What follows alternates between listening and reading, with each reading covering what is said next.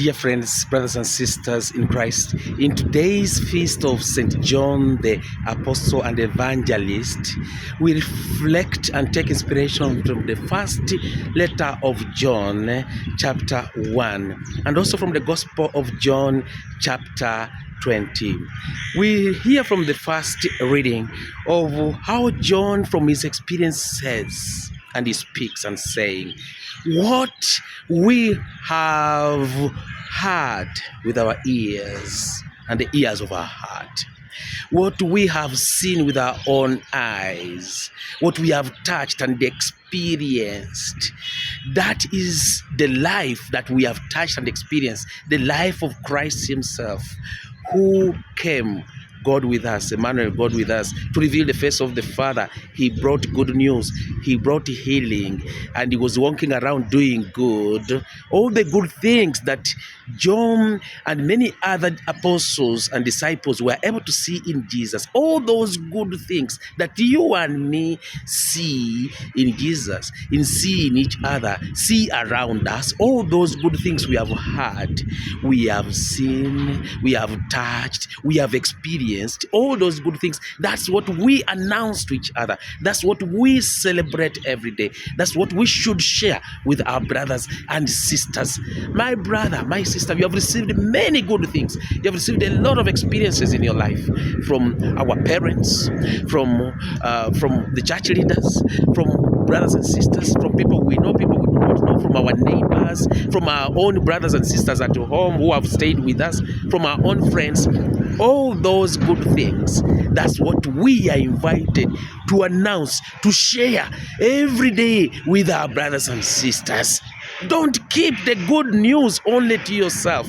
If others were to keep good news only for themselves, then we wouldn't have been able to enjoy life, to know what is good, to really feel like brothers and sisters and friends. We wouldn't be who we are if others were selfish. My brother, don't be selfish with the good news that you have received. Share it with our brothers and sisters, beginning at home. Share it with your wife, share it with your children, share it with your husband, share it with your friends, share it with everyone that we know, or those people that we do not know. Use every opportunity, in time, out of time, in occasion, out of occasion, when the time is favorable or not favorable. Use every opportunity to spread good news, to share the good things you have received with words, and especially with action. Encourage, uplift someone today and always. Be there for someone. Let someone feel at home and at happy because of you. This is what John says. And we know what happens at the end of when we do good to others, when we speak good to others, when we are good news to others, when we don't keep only the good only for ourselves and we share it to others, then the God of peace remains with you and in me. Then we share that peace with others. Then we are in communion with each other already in this world and in the next world. We are already in communion with God, and we are in touch with ourselves. We are in harmony with ourselves. We feel that inner peace, that joy, that is the energy that keeps us moving ahead, because others shared the good with us, and we became good, and we are happy that at least we are able to be good, though we are also on the journey towards the perfect goodness. But at least the good little we have received, we received it because others shared it with us generously. Thank you for everyone who has done good to me. I thank you, my brother, my sister, wherever you are, as you listen to this video. Please, I thank you first of all, because God has worked through you to help me. God has worked through you to help me. And when you help me, you are helping all those around me. And you are encouraging me. That's why I'm able even to speak like this, because of people like you who have been good to me in every way, who have helped me, who have encouraged me, who have provided many good things that have built me as I am. My brother, my sister, you are who you are because others were there to help you. You did not, or you don't, everything is not only your own effort. It's because God was gracious to you. He worked, He blessed others, and others blessed you and showered you with blessings. And you also bless and shower others with blessings, with the good things that you have received from God. Now, when we come to the Gospel of John, chapter 20, first of all, we want to hear one thing, that John, the beloved apostle, the beloved apostle, who can be you and me. But here we're talking about John the evangelist and apostle, the beloved one, was always seen in the time and the life of Jesus. Most of the important events of the time of life of Jesus were with John, the beloved apostle, the beloved disciple, who was with Jesus in all good times and in challenging times, like it was with Martha Mary also, who was with Jesus. My brother, my sister, are you with each other? Are you husband and wife always with your wife most of the time? Are you parents always with your children most of the time? Are we friends always with each other most of the time? Are we brothers and sisters, even religious communities, always spending time, quality time with each other? Or we are individually looking at our own personal interests instead of sharing that life so that life may multiply? Now, we see that this John was always in most of the times. Even in the transfiguration, John was seen there. He was able to see heaven on earth when Jesus was transfigured. He changed his form and he saw Elijah and Moses, and they were conversing. And even Peter said, "Oh, it's nice to be here. Let's build the 3 tents," because it was so beautiful. Heaven was experienced on earth. That was before Jesus could go and face the suffering and the cross. He strengthened them. That's why every good thing that we receive should strengthen us to face any challenge that comes. Every good thing we receive should strengthen us inside, and inner energy that helps us to face the outside as it comes without problem, with God, with each other, with ourselves, because we have the good in us, the strength in us, the energy in us. That's why Jesus also knew that before he goes for the suffering, he had to empower and strengthen his disciples. And one of the disciples was John the evangelist. John was there with him, and he experienced heaven on earth. So beautiful.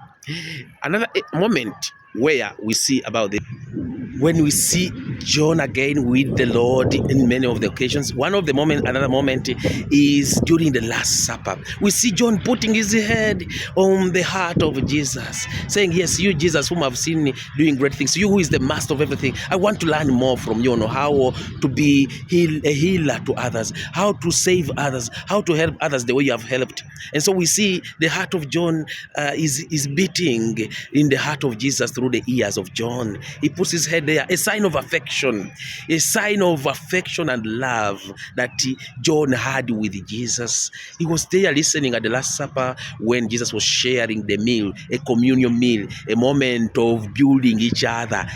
John was there close to the Lord, learning more from him. My brother, my sister, do we spend time in silence with the Lord in the Eucharist, in the Word of God, learning from him on how to face life, reading his word to know how to face life and how to avoid what is dangerous to us and to others?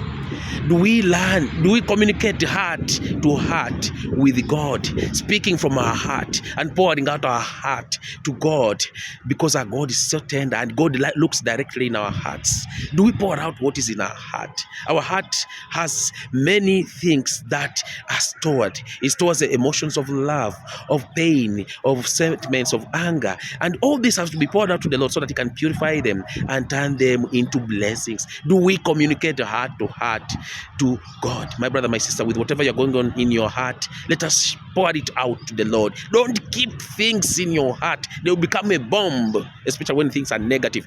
Keep only good things. That's why John was treasuring the moment with Jesus. Spend time with the Lord under a tree, in your room in the corner, in the church, under the Blessed Sacrament. Spend time, in simple terms, speak heart to heart, in silence with your heart, and say, "Lord, listen to my heart. You know what I'm going through. Help me, strengthen me, be my strength, because without you I can't do anything, but with you I can do everything."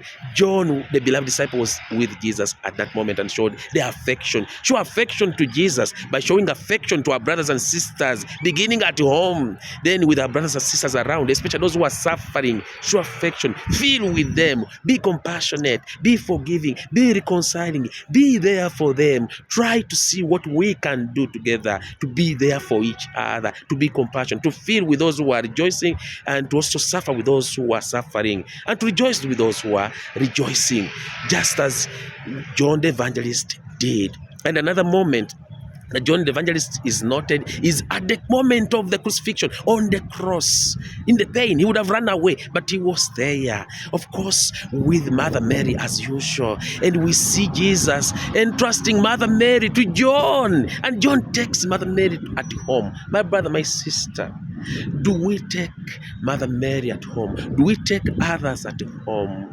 Do we call on Mother Mary, whom Jesus entrusted to us? We have a mother. We are not orphans. No matter what happens, we are not orphans. We have a mother who will listen to us. And the mothers are very tender. They are kind. They are compassionate. They are simple. They are sweet. They are patient. Are we patient with each other? Are we compassionate with each other? Are we simple? Are we hardworking? They are sacrificing mothers. And we have a mother whom we can always run to ask for help. My brother, my sister, don't struggle alone. Just know we always have a mother with us. And let us call on Mother Mary to accompany us. So we see John on the cross when Jesus, of all the disciples, entrusts Mother Mary to John, the beloved disciple. And by entrusting Mother Mary to the beloved disciple, who can be you and me, Jesus entrusts Mother Mary to each one of us, because all of us are beloved disciples who are part of the family with the baptism we have received.